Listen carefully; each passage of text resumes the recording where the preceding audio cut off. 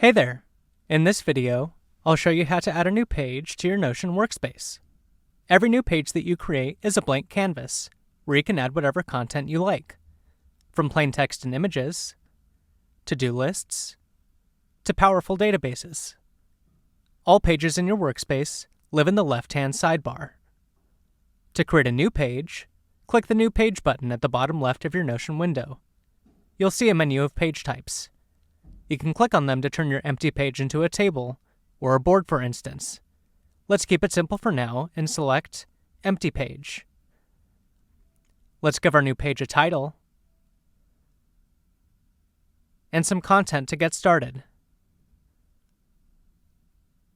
To see a list of the different types of content you can add to your page, just type /. This will pull up the / command menu with all of the available content types.